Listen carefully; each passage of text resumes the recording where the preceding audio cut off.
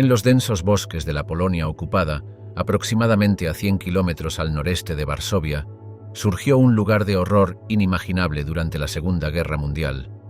Treblinka, establecido inicialmente como un campo de trabajo forzado en el año 1941, sufriría una escalofriante transformación que marcaría para siempre las páginas de la historia humana. La evolución de este campo, desde un lugar de trabajo agotador hasta una fábrica de muerte, ejemplifica las profundidades más oscuras de la brutalidad nazi y la aniquilación sistemática de la población judía europea. En sus primeros días, Treblinka primero operó como un campo de trabajo forzado, albergando principalmente a prisioneros judíos y polacos. Establecido en el mes de noviembre del año 1941, bajo el mando de Theodor van Eupen, el campo estaba situado cerca de una gravera y operaba bajo la supervisión de las SS. Los prisioneros trabajaban bajo condiciones extremadamente duras, extrayendo grava para el esfuerzo bélico alemán y realizando proyectos de irrigación a lo largo del cercano río Bug. Como recordó posteriormente el sobreviviente Herschel Sperling, trabajábamos hasta que nuestras manos sangraban y aún así exigían más. El propósito original del campo, aunque cruel, aún no era la eficiente máquina de matar en la que se convertiría. Los prisioneros vivían en barracas primitivas, luchando contra el hambre, las enfermedades y el trato brutal de los guardias. Un prisionero, Israel Simlich, relató cómo recolectaban en secreto cáscaras de papa de los cuarteles de los guardias para complementar sus escasas raciones. El punto de inflexión llegó en el año 1942 con la implementación de la Operación Reinhard, el plan nazi para exterminar a los judíos polacos. Nombrada en honor a Reinhard Heydrich, el arquitecto de este plan, que fue asesinado por combatientes de la resistencia checa el día 27 de mayo del año 1942. Esta operación marcó una escalada siniestra en el Holocausto. Treblinka, junto con Belzec y Sobibor, fue seleccionado como uno de los principales campos de exterminio para este esfuerzo genocida. La decisión de incluir a Treblinka fue tomada por Odilo Globoknik, líder de las SS y la policía del distrito de Lublin, quien consideró que la ubicación aislada del campo y su proximidad a las líneas ferroviarias eran ideales para el exterminio masivo. En el mes de julio del año 1942 comenzó la construcción de Treblinka II, el campo de exterminio, a solo 1,5 kilómetros del campo de trabajo. El nuevo campo fue diseñado con un propósito único y aterrador: el asesinato masivo a escala industrial. El SS Obersturmführer Richard Tomala supervisó la construcción, implementando las lecciones aprendidas en las operaciones en Belzec para crear un centro de exterminio aún más eficiente. Curiosamente, Tomala sería posteriormente ejecutado por las fuerzas soviéticas en el año 1945, un destino compartido por muchos de los involucrados en las operaciones del campo.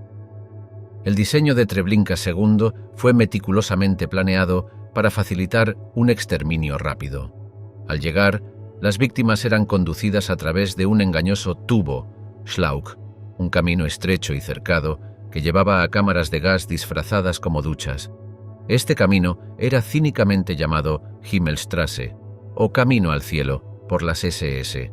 El campo se dividía en 3 áreas principales: la zona de recepción, el área de vivienda para las SS y los guardias ucranianos, y la zona de exterminio, llamada escalofriantemente Campo Superior por los nazis.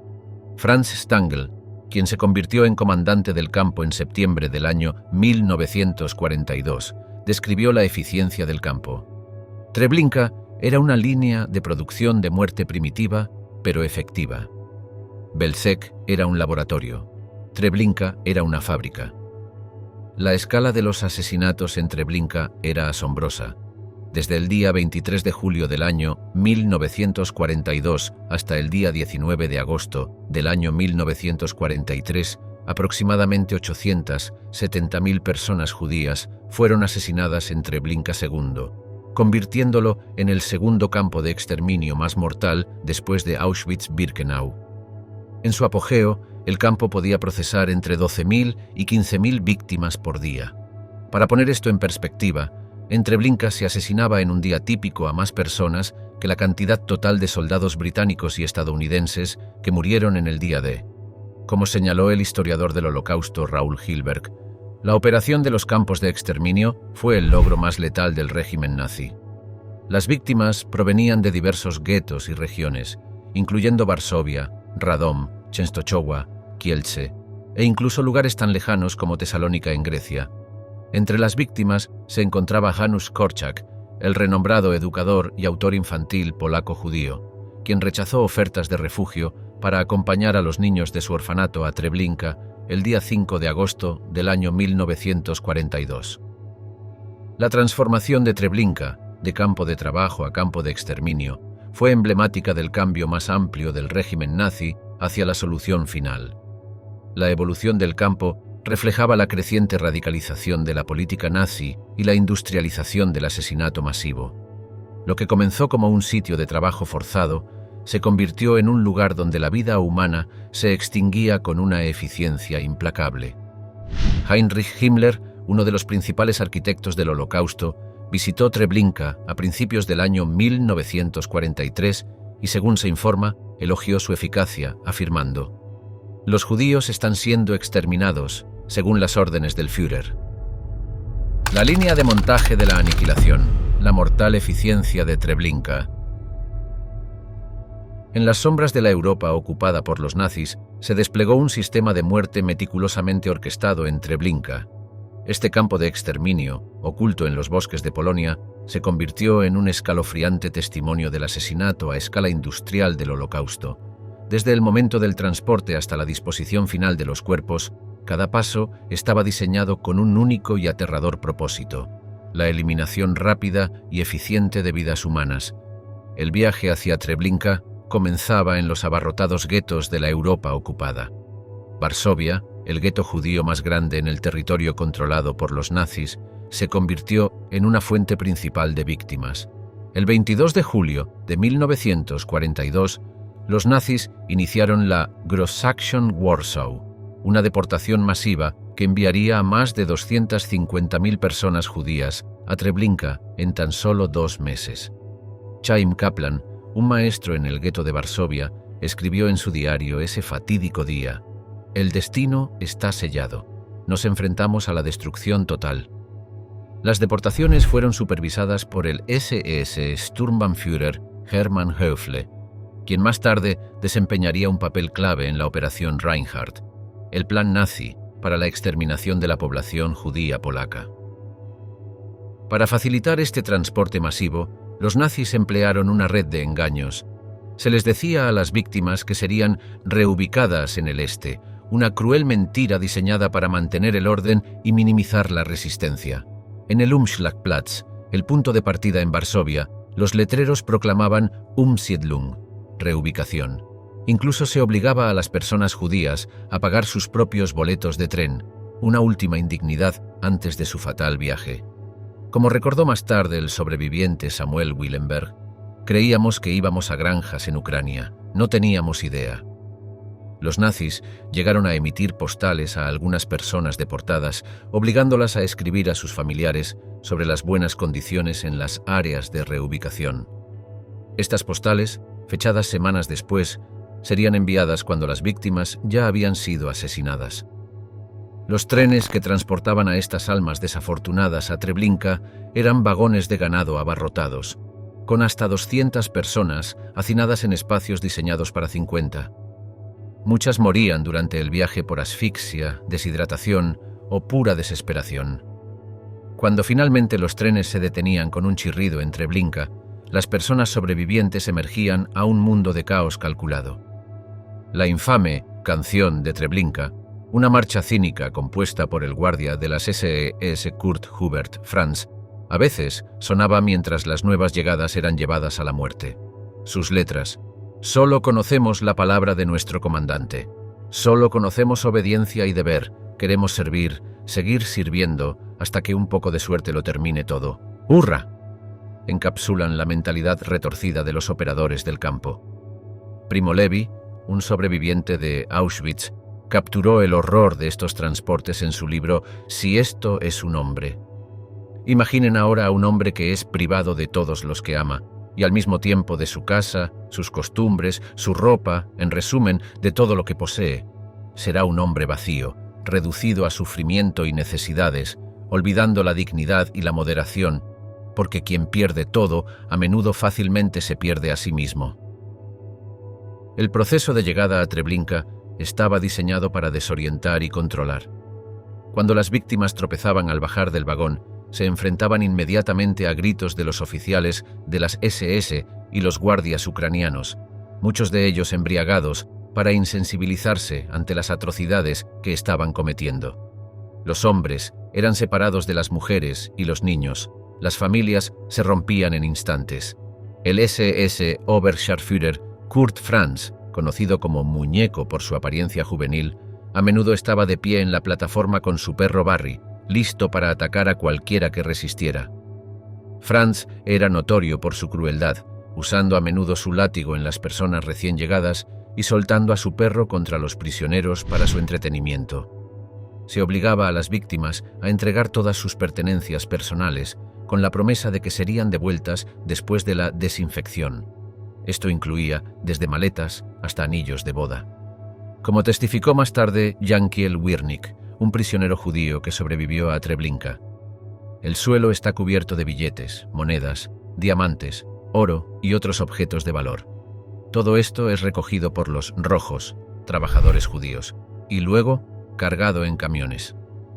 La escala de este robo era enorme. Se estima que el valor de los bienes robados a las víctimas en Treblinka ascendía a cientos de millones de marcos del Reich.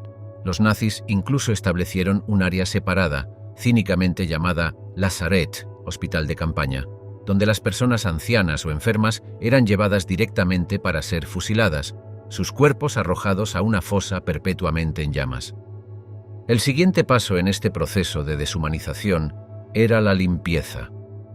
A las víctimas se les decía que necesitaban ducharse por razones de higiene antes de la reubicación. Esta mentira se reforzaba con la elaborada fachada del campo, que incluía una falsa estación de tren completa con un reloj pintado en madera, horarios y hasta una ventanilla de boletos. El camino hacia las cámaras de gas se llamaba cínicamente Himmelstrasse, o Camino al Cielo, por las SS. Para mantener la ilusión, los nazis incluso colocaron una estrella de David sobre la entrada a las cámaras de gas. Como recordó el sobreviviente de Treblinka Kalman Teichmann, nos deshumanizaban, éramos robots, nos conducían como animales al matadero. Inicialmente había 3 cámaras de gas, cada una de 4 por 4 metros y con capacidad para asesinar entre 200 y 300 personas al mismo tiempo. Sin embargo, estas resultaron insuficientes para la escala de asesinatos planificados. En agosto y septiembre de 1942, bajo la dirección de Erwin Lambert, un oficial de las SS con experiencia en la construcción de cámaras de gas, se construyeron 10 cámaras más grandes. Cada nueva cámara podía contener hasta 400 personas, aumentando drásticamente la capacidad del campo para llevar a cabo asesinatos masivos. Lambert, conocido como el maestro constructor de las SS, había construido previamente cámaras de gas en otros campos de exterminio y más tarde sería condenado a cadena perpetua por sus crímenes. El método de asesinato también evolucionó. Inicialmente se utilizaba un motor diésel para producir monóxido de carbono, pero más tarde se reemplazó por un motor de gasolina para lograr mayor eficiencia. El hombre responsable de operar estos motores era Ivan Marchenko, conocido como Iván el Terrible, cuya brutalidad se hizo legendaria entre los sobrevivientes. El SS Unterscharführer August Miete, apodado el Ángel de la Muerte por los prisioneros, estaba a cargo de las operaciones de las cámaras de gas. Miete era conocido por su crueldad y solía disparar personalmente a los prisioneros que estaban demasiado débiles para caminar hasta las cámaras de gas. En un escalofriante testimonio de la banalidad del mal, Miete declararía más tarde durante su juicio: solo seguía órdenes. El proceso de gaseo tomaba entre 20 y 30 minutos, pero la disposición de los cuerpos se convirtió en un desafío significativo. Inicialmente, los cuerpos eran enterrados en fosas masivas.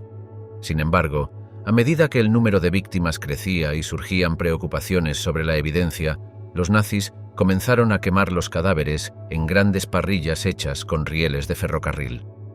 Este cambio se implementó tras una visita del jefe de las SS, Heinrich Himmler, a principios de 1943, quien estaba preocupado por la posibilidad de que los aliados descubrieran las fosas comunes. Este trabajo sombrío recaía en los Sonderkommando, prisioneros judíos obligados a operar la maquinaria de muerte de Treblinka. Estos hombres, conscientes de que ellos también estaban marcados para morir, trabajaban en condiciones inimaginables.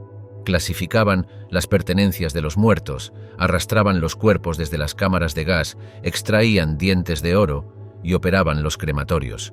Como escribió Richard Glazar, un judío checo que sobrevivió como parte del Sonderkommando, estábamos empapados de sangre, desde la mañana hasta la noche nos arrastrábamos por montañas de cadáveres.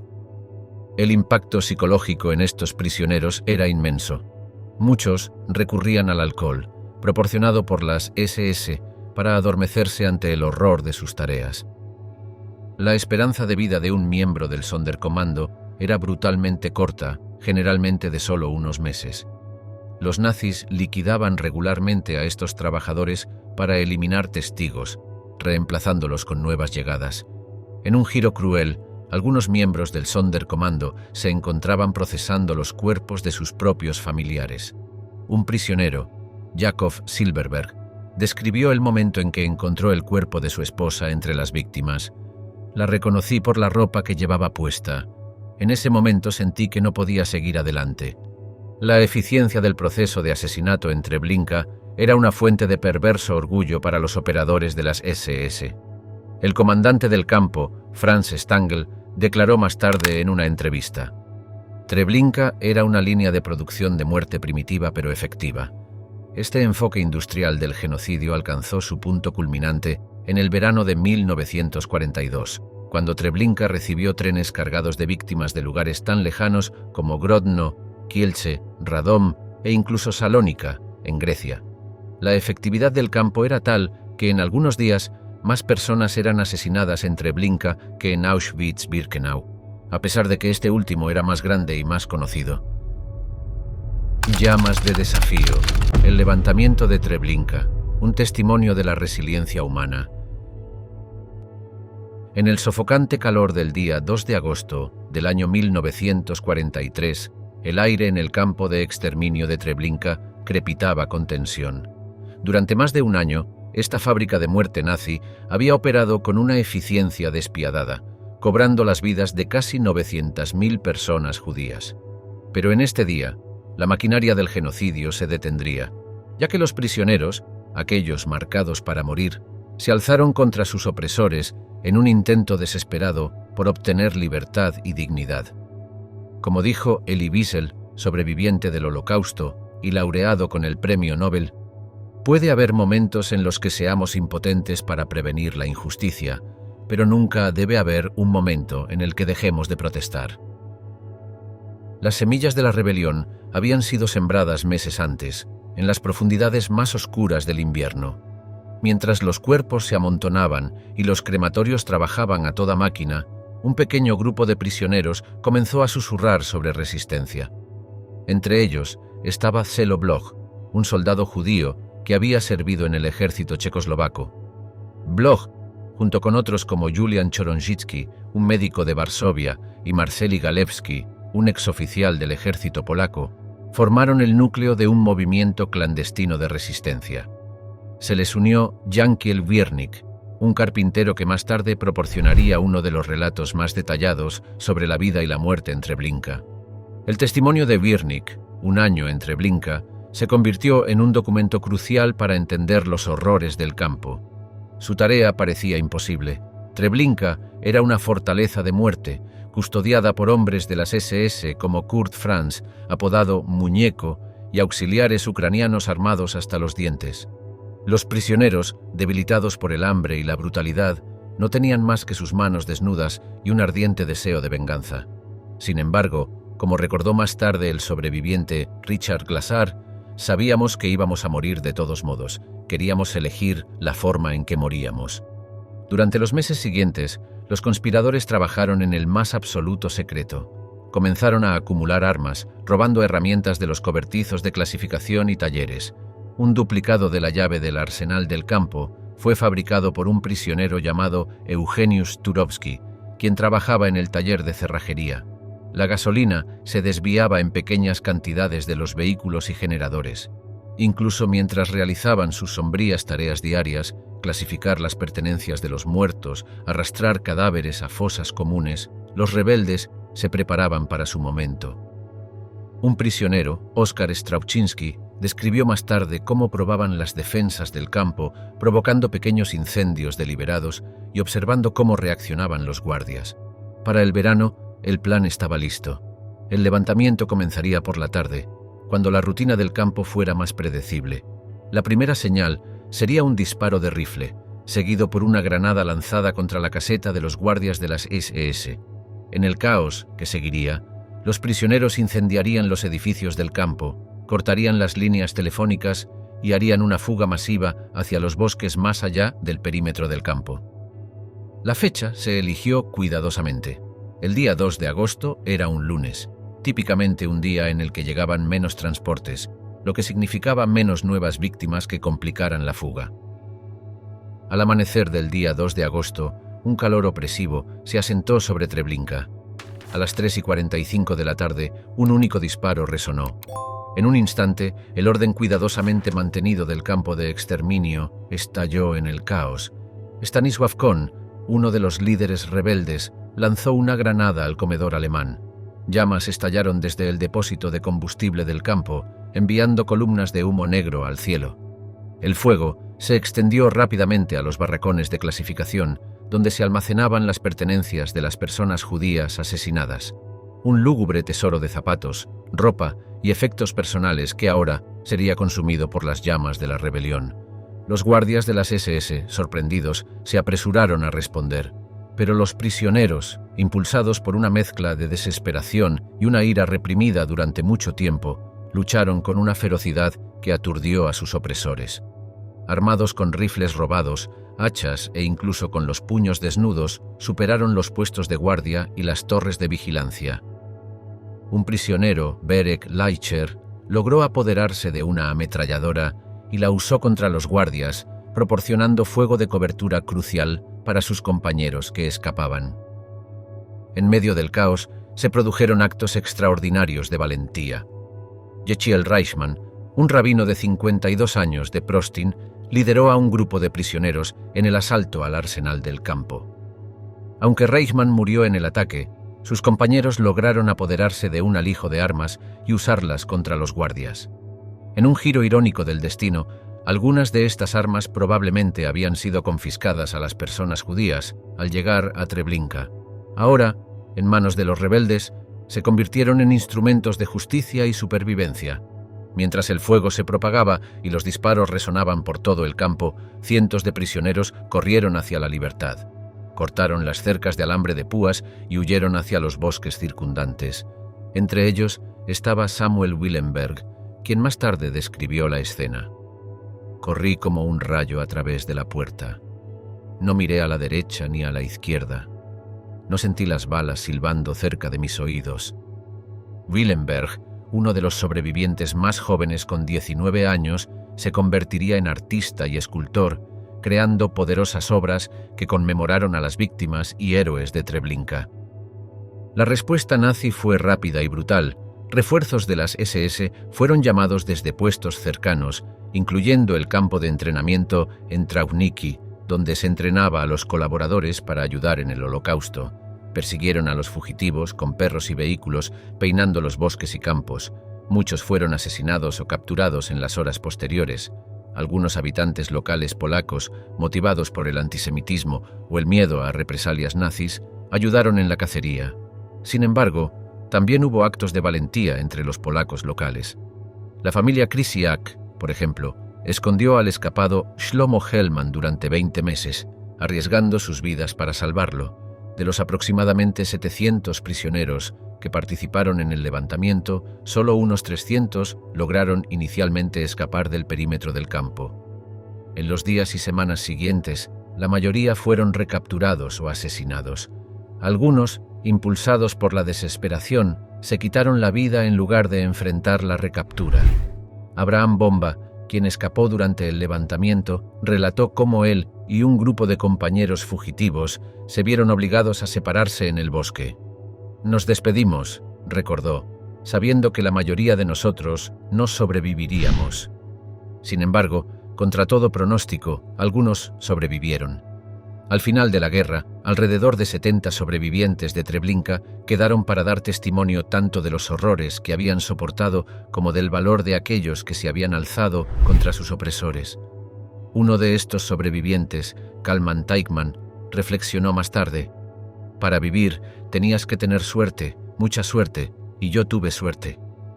Las palabras de Teichmann resuenan con el sentimiento de Primo Levi, otro sobreviviente del Holocausto, quien escribió: «Nosotros, los que sobrevivimos a los campos, no somos los verdaderos testigos.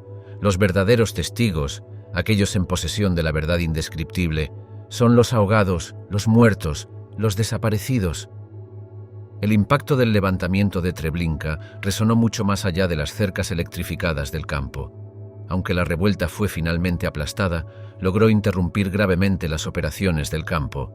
Más importante aún, destrozó el mito de la pasividad judía frente al genocidio nazi.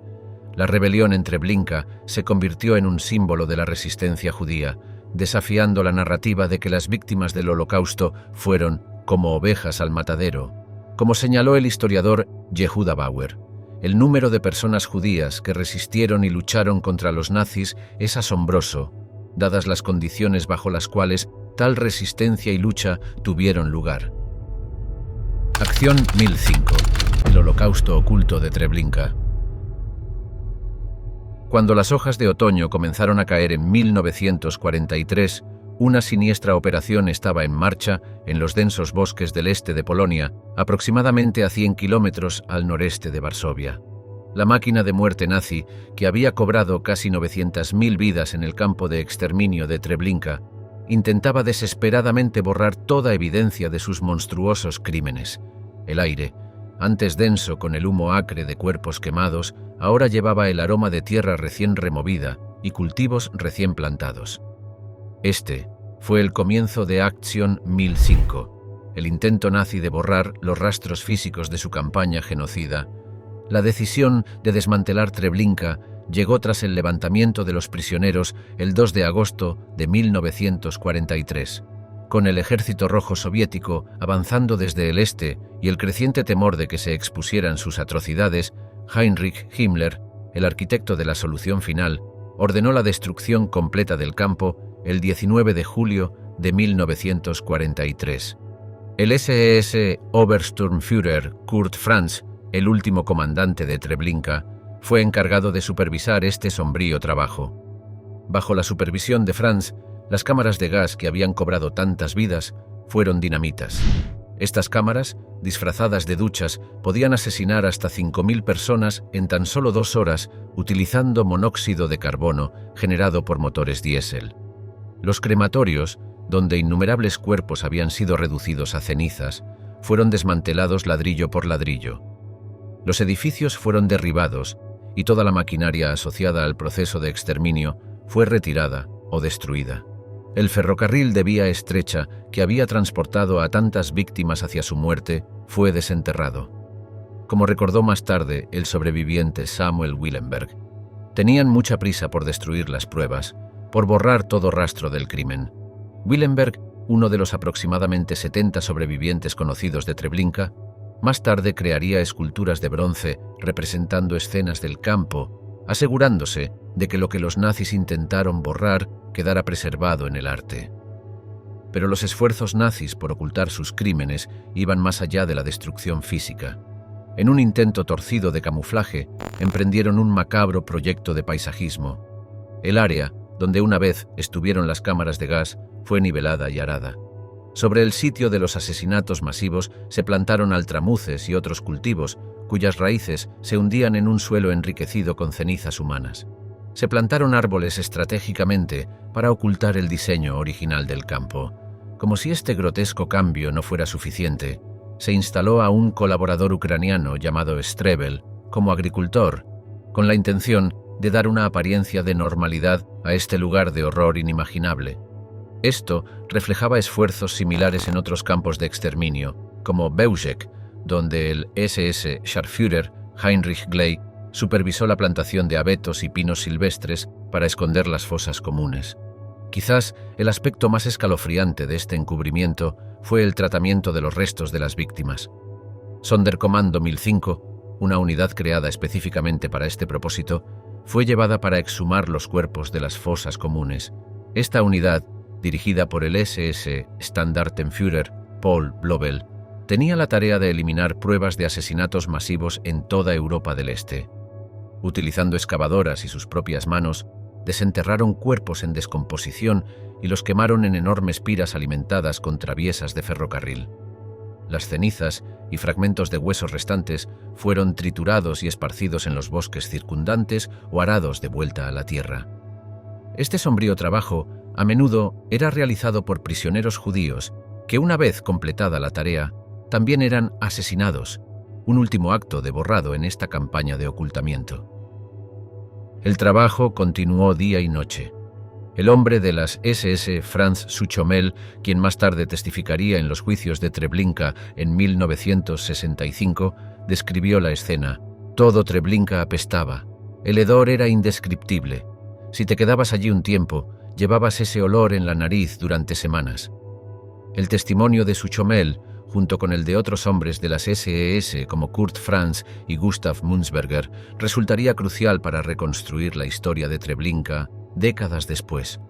La desesperación de los nazis por borrar sus crímenes era palpable, pero la escala de sus atrocidades resultó demasiado vasta para ocultarla completamente. A pesar de sus meticulosos esfuerzos, los nazis no pudieron borrar por completo la evidencia de sus crímenes. Cuando los investigadores soviéticos y polacos llegaron al sitio en agosto de 1944, encontraron un paisaje que daba testimonio silencioso de los horrores que habían ocurrido. El suelo estaba cubierto de huesos humanos, dientes y efectos personales de las víctimas. Las cenizas de las piras de cremación habían teñido grandes extensiones del terreno de un gris fantasmal. Entre los objetos descubiertos había gafas, zapatos y mantos de oración, cada uno un recordatorio conmovedor de las personas que habían perecido allí. Rachel Auerbach, miembro del Comité Histórico Judío Central, visitó Treblinka en noviembre de 1945 y escribió: «La tierra no quiere guardar su secreto. Saca a la superficie los restos de huesos quemados, dientes y documentos descompuestos. Todo aquí grita, recuerda». Las palabras de Auerbach resonaban con las del profeta bíblico Ezequiel. «Hijo de hombre, ¿pueden vivir estos huesos?». Ezequiel 37:3. En Treblinka parecía que los mismos huesos clamaban por justicia y memoria. En los años inmediatamente posteriores a la guerra, arqueólogos aficionados y sobrevivientes comenzaron a descubrir más evidencia. Samuel Willenberg, quien escapó durante el levantamiento de 1943, regresó a Treblinka en 1959 y quedó impactado al encontrar a aldeanos locales excavando en el área, buscando objetos de valor dejados por las víctimas. Esta macabra búsqueda de tesoros reveló inadvertidamente más detalles sobre el diseño del campo y la magnitud de los asesinatos. Willenberg recordó haber encontrado un zapato de niño y la cabeza de una muñeca, recordatorios inquietantes de las víctimas más jóvenes del Holocausto. No fue hasta finales del siglo XX y principios del siglo XXI que se emplearon técnicas arqueológicas modernas para descubrir completamente los secretos de Treblinka. En el año 2007, la arqueóloga forense británica Caroline Stordy-Coles lideró un innovador proyecto utilizando métodos no invasivos como la fotografía aérea, el radar de penetración terrestre y encuestas con sistemas de posicionamiento global para mapear el campo sin perturbar el sitio, considerado terreno sagrado por muchas personas. El trabajo de Coles fue particularmente sensible debido a las leyes religiosas judías sobre la perturbación de los restos humanos. El trabajo de Coles reveló las bases de las cámaras de gas, identificó la ubicación de fosas comunes y descubrió miles de objetos personales pertenecientes a las víctimas. Aunque intentaron destruir la evidencia, en realidad dejaron muchísimo atrás, observó Coles. Sus hallazgos desafiaron la creencia de larga data de que Treblinka había sido completamente destruido, demostrando que la evidencia física de las atrocidades nazis todavía existía bajo la superficie. Entre sus descubrimientos se encontraron las bases de las cámaras de gas del campo, que medían 8 metros por 4 metros, dimensiones que coincidían con los testimonios de los sobrevivientes. Uno de los hallazgos más conmovedores fue una placa de registro de vehículo nazi encontrada en el área de las cámaras de gas. Este objeto, aparentemente mundano, servía como un escalofriante recordatorio de la eficiencia burocrática con la que los nazis llevaron a cabo su campaña de asesinatos. Era una ilustración impactante de lo que Hannah Arendt denominó la banalidad del mal. La manera en que los actos más horrendos podían llevarse a cabo a través de procesos administrativos ordinarios. El trabajo arqueológico también ha sacado a la luz artefactos personales significativos. En el año 2019, investigadores descubrieron un colgante con la inscripción Frankfurt AM y la fecha 3 de marzo de 1929, probablemente un regalo de cumpleaños. Este pequeño objeto, perdido en el caos del campo, sirve como un recordatorio conmovedor de las vidas individuales destruidas en Treblinka. Como señaló el historiador israelí Yitzhak Arad, él mismo sobreviviente del Holocausto, cada objeto cuenta una historia y juntos cuentan la historia de Treblinka. En el año 2014, excavaciones adicionales dirigidas por el arqueólogo polaco Wojciech Mazurek revelaron las bases del área de recepción del campo, donde las víctimas eran obligadas a desvestirse antes de ser llevadas a las cámaras de gas.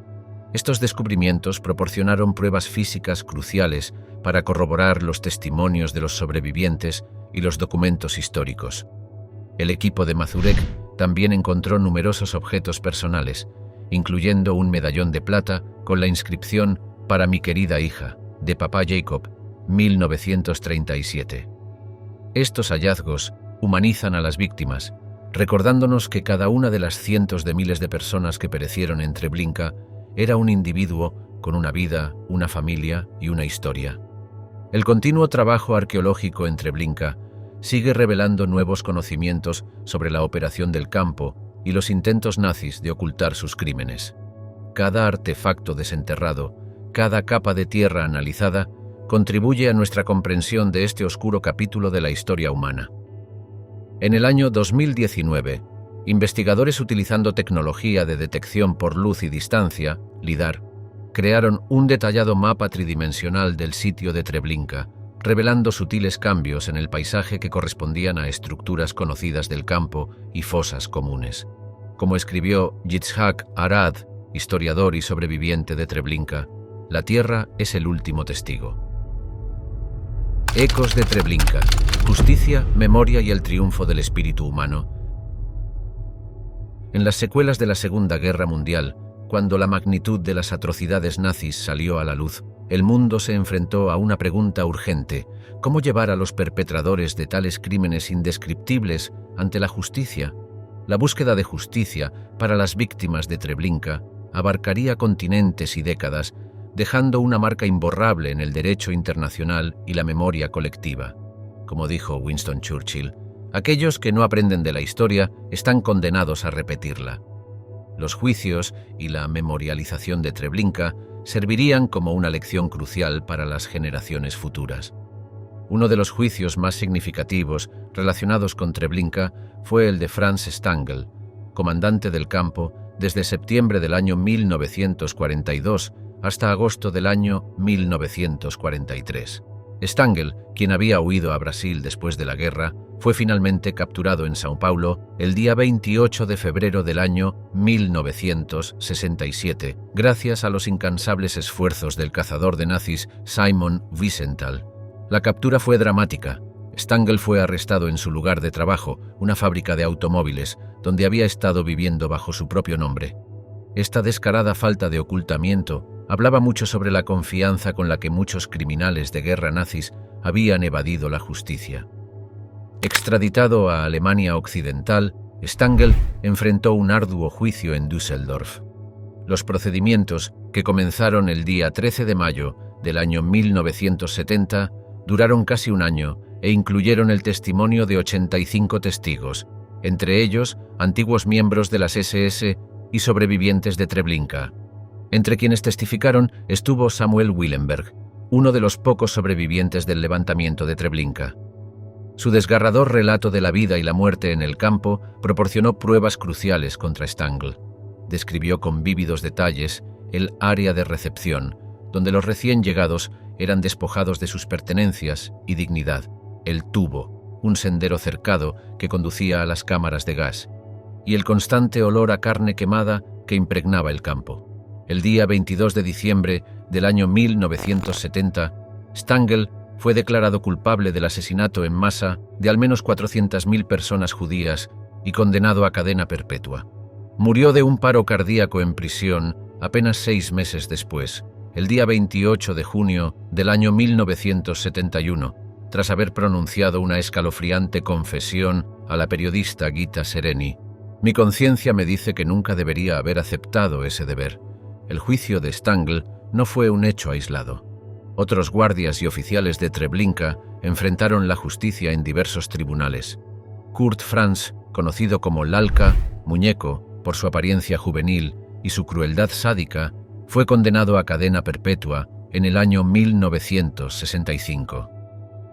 Franz era notorio por ordenar a su perro, Barry, atacar a los prisioneros y por su hobby de disparar a los internos por diversión. Gustav Munzberger, quien operaba las cámaras de gas, recibió una condena de 12 años de prisión. En un momento particularmente conmovedor durante el juicio de Munzberger, un sobreviviente describió cómo había visto al acusado arrojar a un bebé dentro de la cámara de gas. Estos juicios, aunque incapaces de abordar completamente la magnitud de los crímenes cometidos, desempeñaron un papel crucial en establecer el registro histórico y brindar algo de cierre a los sobrevivientes y las familias de las víctimas. Los testimonios de sobrevivientes como Willenberg fueron fundamentales no solo para asegurar condenas, sino también para preservar la memoria de Treblinka para las generaciones futuras. Willenberg, quien escapó durante el levantamiento del 2 de agosto del año 1943, dedicó su vida a dar testimonio. Una vez dijo: «Vivo 2 vidas, una aquí y ahora, y la otra es lo que sucedió allí. Nunca me abandona». Sus esculturas, que representan escenas del campo, sirven como testimonios visuales poderosos de los horrores que presenció y del valor de quienes resistieron. Una pieza particularmente conmovedora muestra a un grupo de mujeres y niños desnudos caminando hacia las cámaras de gas, sus rostros reflejando una mezcla de confusión y terror. Otra representa el caos del levantamiento, con prisioneros escalando desesperadamente las cercas del campo. El arte de Willenberg se convirtió en una forma de testimonio que trasciende las barreras del lenguaje, permitiendo que personas de todo el mundo vislumbren la indescriptible realidad de Treblinka. Mientras se desarrollaban los procedimientos legales, también se llevaban a cabo esfuerzos para conmemorar el sitio de Treblinka. En el año 1964 se inauguró un impactante monumento diseñado por el escultor polaco Franciszek Dusenko y el arquitecto Adam Haupt en el antiguo campo. El memorial cuenta con 17.000 piedras dentadas que recuerdan a un cementerio judío, simbolizando las comunidades destruidas en el Holocausto. Cada piedra lleva el nombre de una ciudad o aldea cuya población judía fue diezmada en Treblinka. Las piedras varían en tamaño, siendo las más grandes representativas de comunidades más extensas. Varsovia, por ejemplo, está representada por una enorme piedra, un recordatorio de las 300.000 personas judías deportadas desde el gueto de Varsovia a Treblinka. En el centro se alza un gran monumento de piedra, partido por la mitad, representando las vidas rotas y el mundo devastado que dejó el genocidio nazi. Rodeando este monumento central hay grandes bloques de piedra, derretidos y ennegrecidos, evocando las fosas de cremación donde los cuerpos fueron quemados en un intento fútil por borrar las pruebas de los crímenes. La entrada al memorial está marcada por grandes bloques de concreto que representan los durmientes de las vías del tren que llevaron a innumerables víctimas a su muerte. Esta poderosa metáfora visual sirve como un recordatorio del asesinato a escala industrial llevado a cabo en Treblinka. El memorial también incluye un simbólico vagón de ganado. una réplica de los vagones de tren utilizados para transportar a las víctimas al campo. Los visitantes pueden caminar a través de este vagón, experimentando una fracción del terror y la claustrofobia que debieron sentir los deportados. El sitio conmemorativo desempeña un papel crucial en la educación sobre el Holocausto, ofreciendo a los visitantes una conexión tangible con el pasado. Cada año, miles de personas, incluidos estudiantes, educadores y dignatarios, visitan Treblinka para rendir homenaje y aprender de este oscuro capítulo de la historia. En años recientes, se han desarrollado programas educativos innovadores en torno al sitio. Por ejemplo, el proyecto Nombres, no números anima a los estudiantes a investigar sobre víctimas individuales y crear piedras conmemorativas personalizadas, añadiendo una dimensión profundamente personal a la vasta tragedia. Mientras profundizamos en las profundidades de la historia, el legado inquietante de Treblinka perdura como un susurro sombrío en el viento. Desde agosto del año 1942 hasta octubre del año 1943, esta fábrica de muerte cobró casi 900.000 vidas, cada una un mundo entero. Recordemos las palabras del propio Samuel Willenberg, quien dijo: «Vivo dos vidas, una aquí y ahora, y la otra es lo que sucedió allí. Nunca me abandona». Su testimonio sirve como un puente entre el pasado y el presente, instándonos a nunca olvidar los horrores de Treblinka. Mientras nos despedimos, llevemos adelante la memoria de Treblinka, no como una carga, sino como un faro que nos guía hacia un mundo más compasivo y justo. Porque al recordar, honramos a los que se perdieron y reafirmamos nuestro compromiso con la santidad de la vida humana. Aquí termina nuestro viaje, pero los ecos de Treblinka continúan resonando a través del tiempo, desafiándonos a ser vigilantes, a ser amables y sobre todo a nunca olvidar.